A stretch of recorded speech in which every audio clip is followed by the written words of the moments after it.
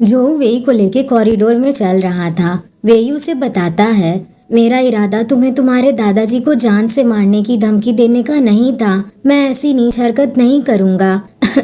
मुझे थोड़ी उल्टी जैसा लग रहा है। उस रात तुम्हारे भाग जाने के बाद मैंने तुम्हें एक सपने में खींच लिया था। मैंने सपने में तुम्हारे अंदर से अपनी मैजिक पावर को चूसने की कोशिश की, लेकिन मैं ऐसा नहीं कर पाया। तो इसीलिए मैं उस जगह गया जहाँ तुमने मुझे 7 साल पहले अपने साथ रखा था, पर वहाँ पता चला कि तुम उस जगह को छोड़ चुके हो। तो मैंने किसी से तुम्हारे बारे में पूछताछ करने को कहा और पता चला कि तुम रेगुलर बेसिस पे इस हॉस्पिटल में आते हो। आखिरकार मुझे तुम यहाँ मिल ही गए। लगता है आज मेरी किस्मत खराब नहीं थी। जो चुपचाप वेई की बातें सुन रहा था। तभी वेई एक्साइटेड पपी की तरह कहता है, ओह हाँ, अगर तुम इंसानों की प्यूबर्टी की बात करें तो मैं सिर्फ तुम्हारे फिजिकल चेंजेस देख के शॉक नहीं हूँ, बल्कि तुम्हारी उस शानदार चीज से भी हैरान हूँ जिसे मैंने सपने में तुम्हारी बेल्ट खोलने के बाद देखा था। जब मैं तुम्हारे नीचे वाले हिस्से से अपनी मैजिक पावर एब्जॉर्ब कर रहा था तो मेरा गला थोड़ा दर्द करने लगा था।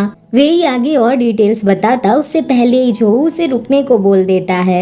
ओह गॉड गाइस, ये वे भी ना बेचारा इतना ज्यादा इनोसेंट है कि कई चीजों को समझ ही नहीं पाता और जो को एम्बैरेस कर देता है। बेचारे जो का चेहरा तो शर्म से लाल हो गया था। जो वे को लेके लगातार भाग रहा था क्योंकि उनके पीछे टेंटिकल्स वाला एक मॉन्स्टर पड़ा था। जो भागते भागते थकने लगा था और हॉस्पिटल का कॉरिडोर तो खत्म होने का नाम ही नहीं ले रहा था। दौड़ते दौड़ते वो दोनों आपस में बहस भी कर रहे थे।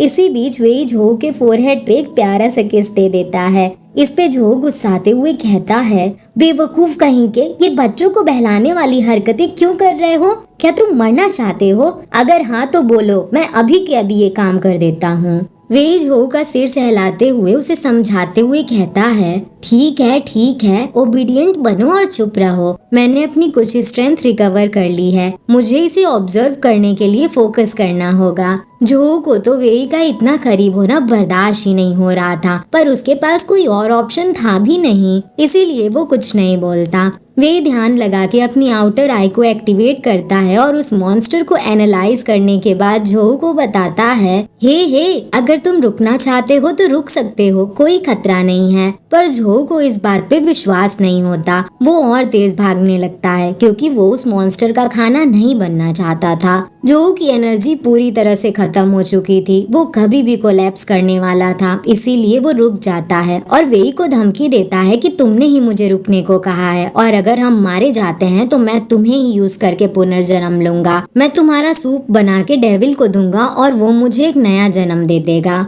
अब वो मॉन्स्टर उन दोनों के एकदम सामने था। जो को लगता है कि अब सब खत्म। वो डर के मारे अपनी आंखें बंद कर लेता है, पर अगले ही पल वो देखता है कि मॉन्स्टर गायब हो चुका था। वे जो को बताता है कि ये डेमन का बनाया हुआ एक इल्यूजन था। ये सब आउटर गॉड के सर्वेंट्स हैं। उन्होंने तुम्हें फंसाने के लिए ये ड्रीम बैरियर बनाया था। जो पूछता है कि अगर ये मुझे ट्रैप करने के लिए था तो मेरे ग्रैंडपा और हॉस्पिटल के बाकी लोगों का क्या? वे जो को बताने लगता है कि ये सारी इल्यूजन्स तुम्हारे लिए ही हैं। इस पे जो कहता है कि उस डेमन को बता दो कि वो मुझे खत्म करने के लिए ये जो मुश्किलें उठा रहा है उससे मुझे बस थोड़ा ही डर लगेगा, वो मुझे पूरी तरह नहीं डरा पाए। जो ये बोलते हुए वेई की ओर नजरें करता है कि तभी वो देखता है कि वेई का सिर उसके धड़ से अलग हो गया है। वेई एकदम डरावनी स्माइल कर रहा है, इतनी डरावनी कि कोई भी डर जाए, और उसके सिर से हजारों आंखें निकल रही हैं। वेई की बॉडी से कुछ निकल रहा था जो जो की ओर बढ़ रहा था उस पे वार करने के लिए। जो तो जैसे सदमे में ही चला गया था।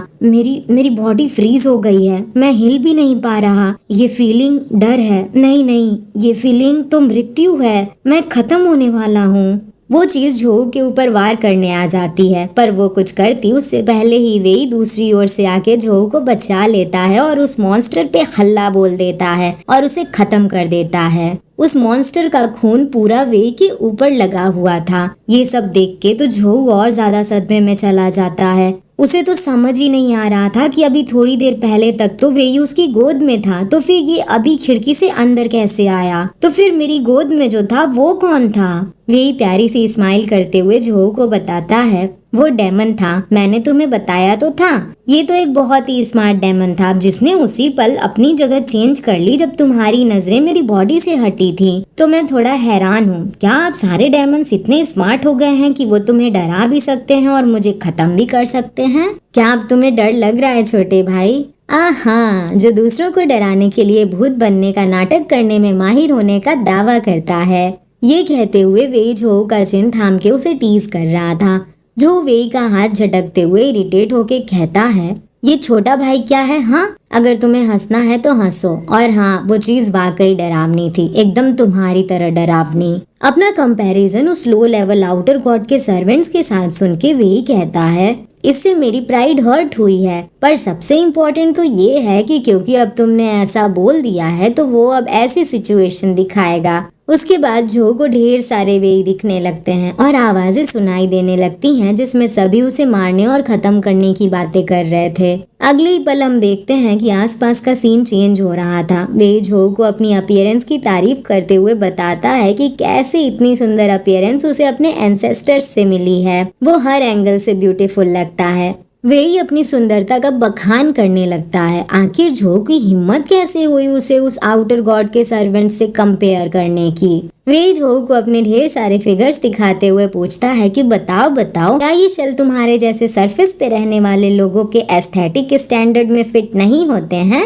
झो को कुछ भी समझ नहीं आ रहा था कि ये डिस्गस्टिंग सी जगह कौन सी है और वे ऐसा डिस्गस्टिंग सी फूड जैसा कैसे हो गया। वे झो को शांत करते हुए बताता है, अरे अरे शांत हो जाओ, हम अभी भी डेमन के बनाए हुए सपने के अंदर हैं और मैं अभी भी वही वे युएलान हूँ जो तुम्हें लाइक करता है। लिटिल वेई झो को बताता है कि कैसे वेई युएलान ने अपने इस छोटे से सोल स्टेट में आके उसे प्रोटेक्ट किया था। लिटिल वेई झो को डांटता भी है कि तुम मुझे डिस्गस्टिंग कैसे बोल सकते हो, तुम मुझे सी फूड से कंपेयर कैसे कर सकते हो? क्या तुम मेरे इस रूप की सुंदरता को नहीं देख पा रहे? मेरे इस क्यूट और सॉफ्ट से रूप को तो देखो, देखो मेरे हीरे जैसे चमकते।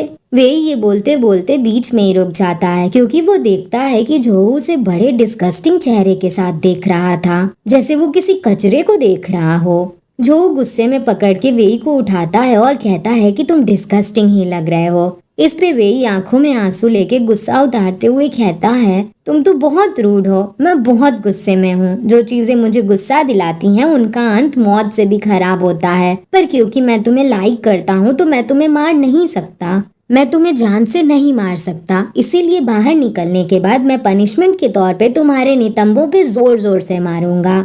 गाइज, आप सब सर्च कर लेना कि इंग्लिश में नितंब का क्या मतलब होता है, क्योंकि अगर मैं इंग्लिश वर्ड यूज करती तो वीडियो में प्रॉब्लम आ सकती थी। वही तो पूरा का पूरा एक ड्रामा क्वीन है गाइज, कितने सारे ड्रामास करता है ये। जो वेई को डांटते हुए कहता है कि अपनी ड्रामेबाजी बंद करो और बताओ मुझे कि अब क्या करना है। वे इस सिचुएशन के पीछे का रीजन बताने वाला होता है, पर जो उसे रोकते हुए कहता है कि फालतू बातें छोड़ो और बस ये बताओ कि यहाँ से बाहर कैसे निकलना है, मेरी पार्ट टाइम जॉब का टाइम हो रहा।